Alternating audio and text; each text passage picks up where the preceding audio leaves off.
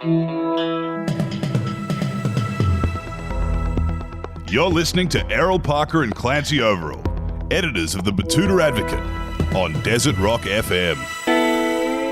Welcome back to the Batuta Advocate radio show. You're with Clancy Overall and Errol Parker here. We are very excited. Today's guest is a recurring guest, second time appearance, Mr. Former Australian of the Year, Dylan Alcott. Thank you for joining us. I prefer washed up Australian of the Year. Yeah, washed up. Rather than former. Boys, thank you for having me back. Also very nice that you've got my name on your shirt today. Yep, Dill and Friends. Yeah, I reckon a good title for you is the embattled former Australian of the Year. Or the controversial former Australian of the Year. No, yeah. I'm washed up tennis player, washed up Australian of the Year. I'm looking for a job. Washed up athlete. Washed up athlete. So maybe I could join you boys. Yeah. I'm unemployed. What's this shit? Before we get into the life and times of Dylan, what is this thing I saw? Like, you're acting now? I'm trying to. Yeah. Yeah. I've always had a bit of a thirst to give it a crack, and I don't want to be that, athlete who can't act, trying to act. Yeah. So I've actually been proper doing some lessons and trying to do it properly, which I'm really enjoying with a woman from New Zealand called Miranda Harcourt, and got a couple of little opportunities. I don't know if I'm any good, but I'm trying to. But one reason I've always had a thirst for it as well, because I hate able-bodied people playing people in wheelchairs.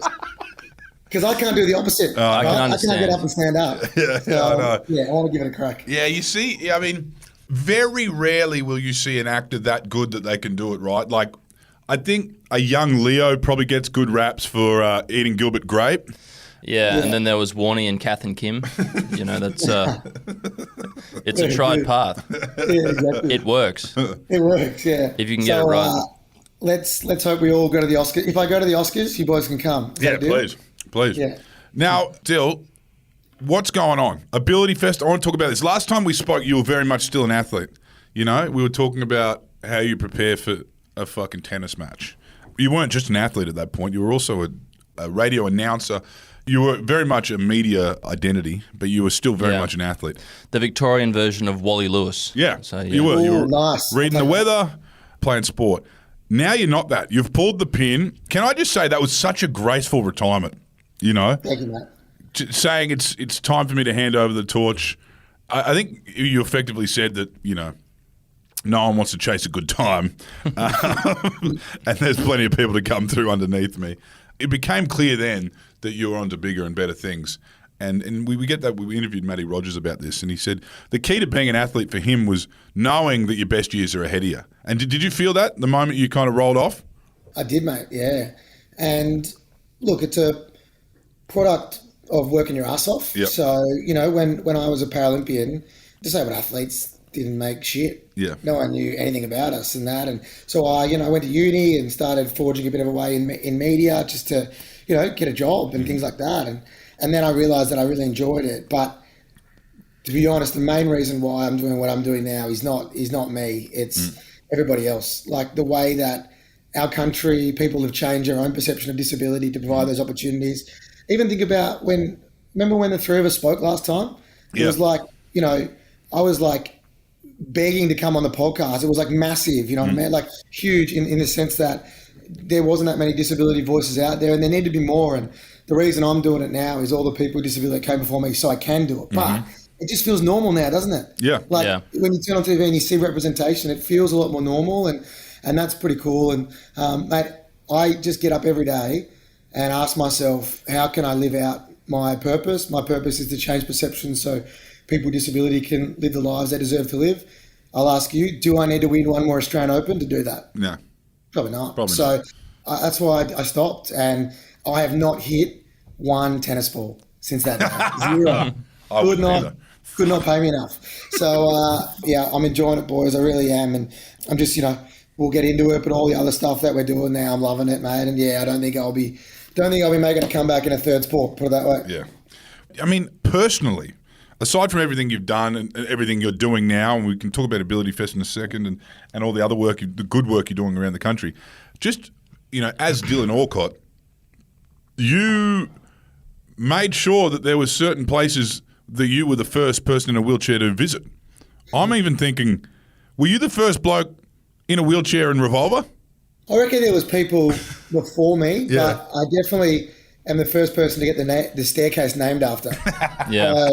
I think they've still got the badge there, the Dylan Alcott Memorial Staircase.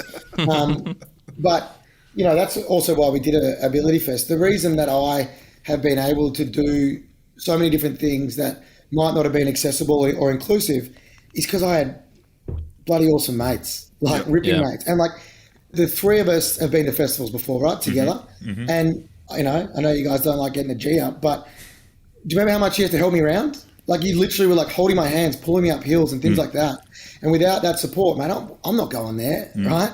And that's why I am so lucky that I've experienced so much because of the people around me. And I just want to provide that for more people with disabilities so they can have bloody opportunities to get out there and enjoy it. And I've done some seriously dumb shit, that's for sure, and got carried in places I shouldn't have. But I'm glad I came out the other side. Yeah. But I do remember you're a gold medal Olympian, and it was still only a couple of years ago. You find yourself sitting on the plane that forgot to bring your wheelchair back. You know what I mean? Yeah. And exactly. Those kind of gaffes are the ones you've had to tackle, and you've had to fucking. I mean, I say gaffes. It's probably it's a lot worse than that. Being left alone on an airplane is more than a gaff, and some would argue that it's discrimination. Are you finding those little things? You're seeing those things being ironed out in day-to-day life in Australia. Oh, a long way to go. I'm an optimist, so obviously it is getting better. I think the more perception change you have, the more people care about it and understand it, so they're less likely to sideline. However, I always remind myself of this. I got to be careful. It still happens to me. Yep. If not weekly, I try and get some kind of car service. Mm-hmm. They drive off because I'm in a wheelchair. Yep. I try and get on a plane and they don't let me on because I'm in a wheelchair. That happens to me. Yep. And when they realise it's me, what do? Give me wine and whatever. Yeah. Imagine what's happened to a 40-year-old lady with MS. Yeah. A little girl with cerebral palsy. Yeah. Or someone who can't tweet up. Yeah. And I remind myself of that, mate, all the time. And it really hurts when it happens to me still. And I'm thinking, fuck, this happens every day to people. And that's why it's a constant mission and things like that. But it's not about calling people out. It's about calling in. Because I find it's hard to get things done if you're just abusing people online because you become radioactive. And you know that as well. Yeah. It's all about co-design, getting people on the journey with you so they realise because they care about it then. Yep. You know what I mean? And that's the way that I go about it. Not everyone's the same. Other people love and we need a bit of everything. We need different kinds of advocacy on the spectrum, and that's just the way that I go about it. And I think it's a bit of a team effort, and there's some awesome people doing some good shit out there. Tell us about the role of Australian of the Year. You obviously came in the wake of the unsinkable Grace Tame. Yeah. Big shoes to fill. And effectively you're coming in as an advocate. She was an advocate, you're coming in as an advocate. Were you thinking there while you're preparing to, take the title from her, you're like, I guess I also have to scorch the earth behind me because, we've seen some big changes post Grace Tame. And we have seen some big changes post Dylan Alcott. But were you thinking that? Like, I've got to step up following Tamey? Yeah, metaphorically step up. I think I firstly was really grateful that when I reached out to Tamey, we became mates, right? Yeah. Just to get a bit of vibe. And I've actually also caught up with the new Australian guitar and same thing, just to pass on, that knowledge of what it was like. She did an incredible job and she's an incredible person, Tamey, really is. And I was really lucky that, that when I did reach out, we caught up and had that chat.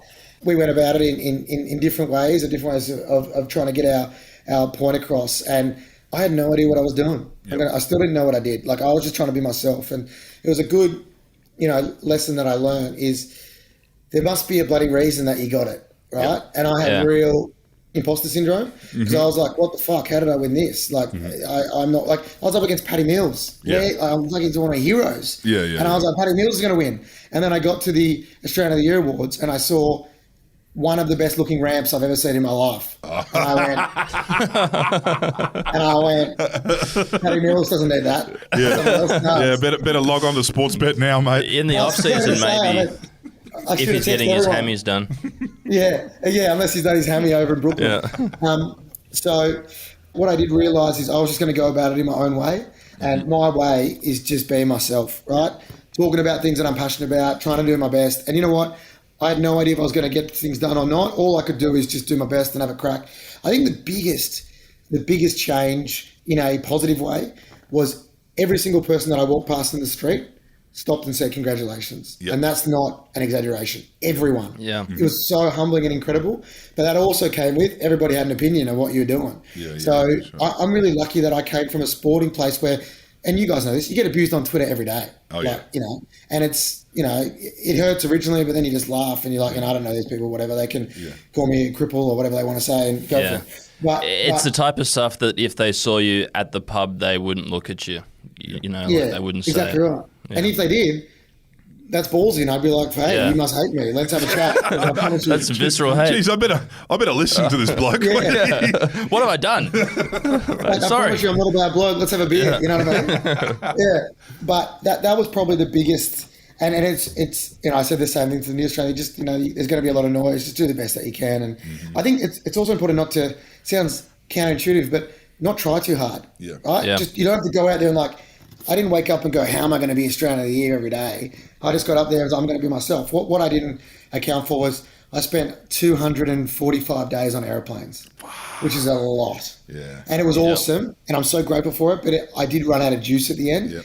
And a good lesson to anyone is I probably burnt the candle from both ends, and I lied to myself that I was okay. Yep. And I ran out of gas at the end. You weren't an athlete anymore either. You were able to have a few schooners after a keynote. No, I remember we did the GQ Awards, and then I went home and did 2 keynotes in Melbourne, and then I went back to the ARIA, saw you again. I said, we were everywhere. Yeah. I remember you saying, 13 more days to go, mate, 13 more days I was on the countdown. No, how quickly does being named Australian of the Year change your life? I mean, you go to the ceremony in Melbourne and then you get named, do you go back to the QT afterwards and be like, all right, so I've got a whole new itinerary for this year. I can't go on holidays in July. I can't do this. I can't do that. How much does it change your life? Look, initially when I won my semi-final at the Australian Open, and then I tried to find out if I was going to win because otherwise I didn't want to go because I had the final the next day and they wouldn't tell me. And then I'm like, look, if I win Australian of the Year, I can't do the winning speech with no pants on Zoom in bed. It's a big moment. So I actually flew up and then obviously won and then flew back that night and then played the final the next day and that's right. Got my ass kicked, got pumped, right? And I wouldn't change it. Yeah. I wouldn't change it because of what it meant, hopefully for people with disability, but, it was a pretty cool thing. I don't want to discredit it, but you tell me otherwise. But the day before and the day after I won Australian of the Year, I'm the same Dylan. Yep. I don't need to win some kind of award to, live out my purpose and try and, support people with disability, whatever. In saying that, what an incredible platform to be granted, And that's why we were getting 200 requests every day for speaking and appearances all around the country. That's so cool. Charities, hospitals.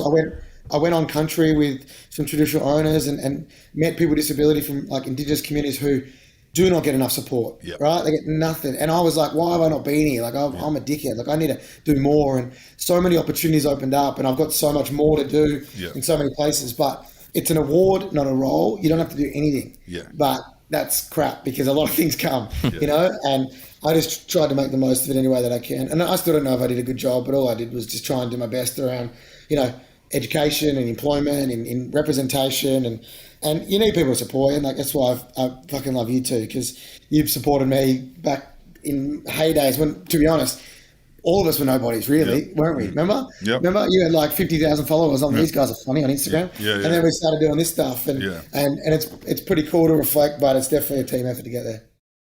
I remember hearing, I can't remember who it was, maybe it was Killer Mike or someone, and I'm not at all comparing, American civil rights to the work you do, but I remember him saying, our friends change, our problems remain, which I thought was interesting in a political sense. He was effectively saying, doesn't matter who's in charge, we're still going to come at them. I feel like that's an interesting thing. Your advocacy is very different because you work with, all right? There's some people that need to burn the place down, and I feel like your strategy was working with. You saw a change in government and you've been effectively doing the same thing before and after Australian of the Year, but as Australian of the Year, you saw a change of government. So what was your approach when it was time to start talking about accessibility and representation and employment? How do you do that? You've got potentially, I mean, we saw Scott Morrison change, replaced by Albanese. You could have just said, "Oh, I'll just wait till this bloke's done and we can start fresh." But you got to work with that government. And what was your strategy there? Because you've got to bring the same energy to both. Yeah, look, I'll work with anybody who's in government as long as they give a shit about disability. Yeah. What I will say is, firstly, get good people around you. I've got a consulting firm called GSA where we educate governments and corporates and business around disability. We hire over 50 consultants, and like 90% of them have a disability. The other 10% are like my brother and people that know about it.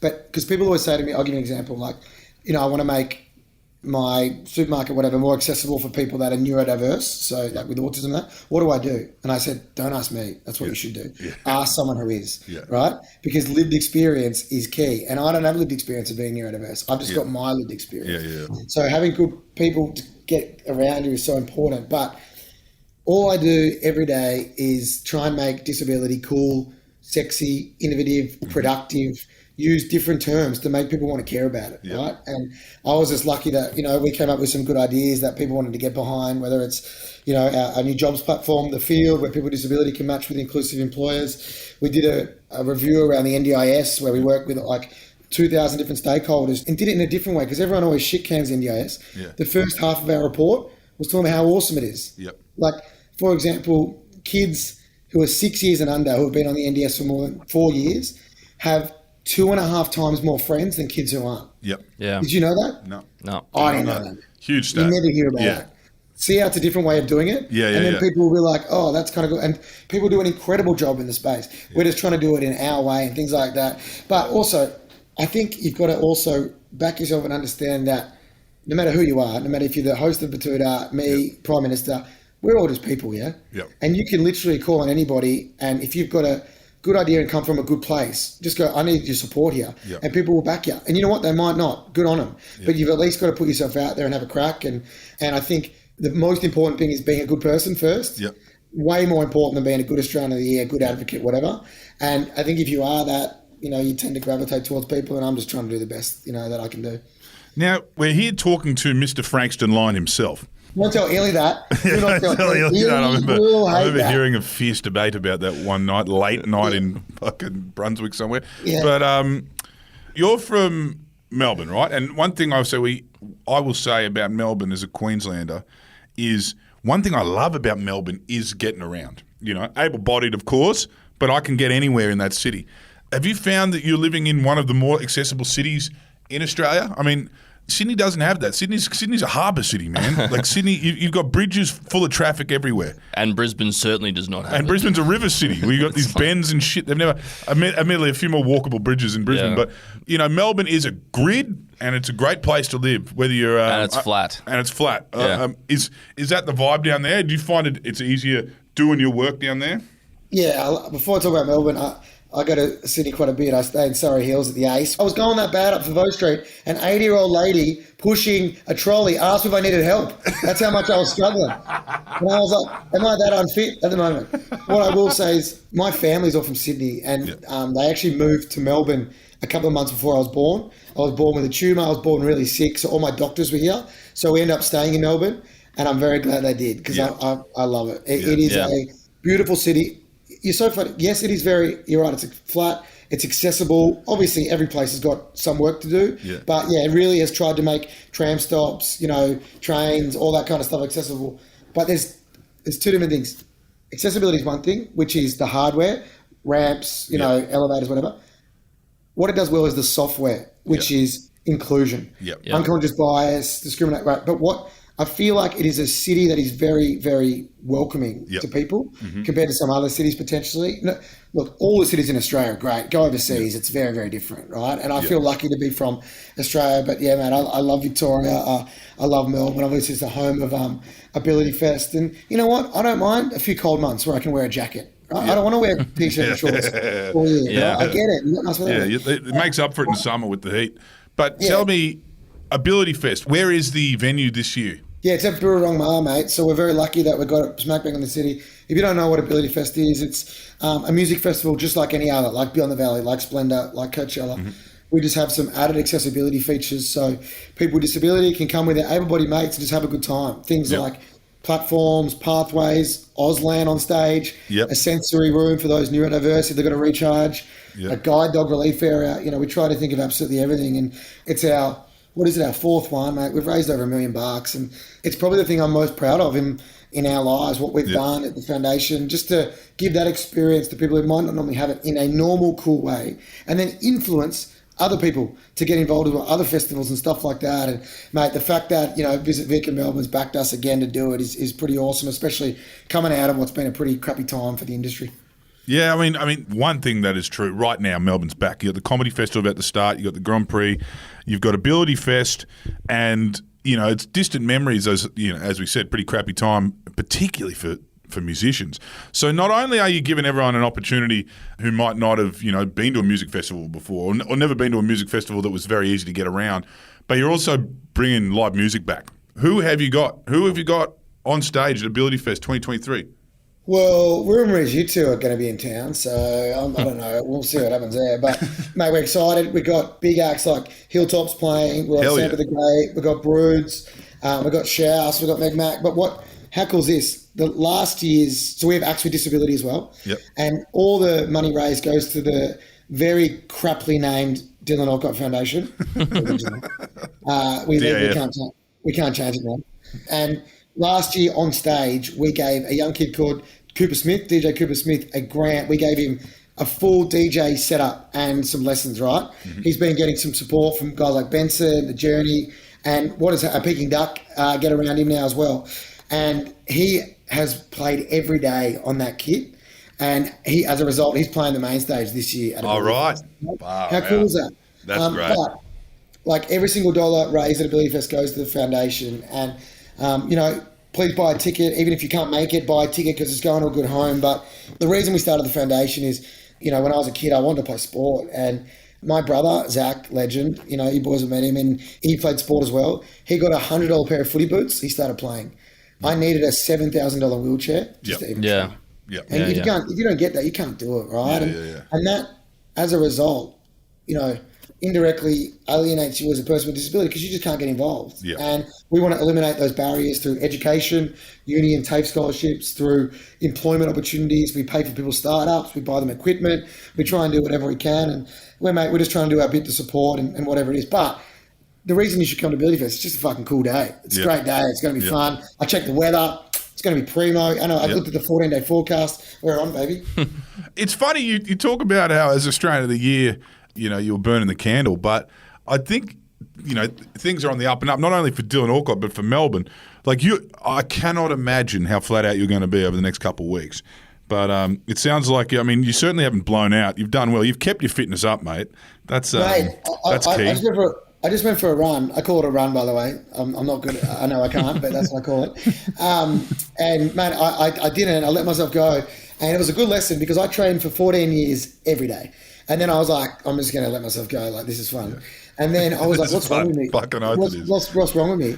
And because I wasn't training, I found my mental health was getting affected. Yeah, right. Yeah. I'm telling you, listen to everyone. The reason you should do a little bit of exercise, a couple of times a week, it's more up here in your brain than physically. And I realized that halfway through the year. So I got back into it, mate. And I'm looking a bit trimmer, but I feel better. And that's probably the main reason. Well, it's good. It's good that you're recharged because you've got a big couple of weeks.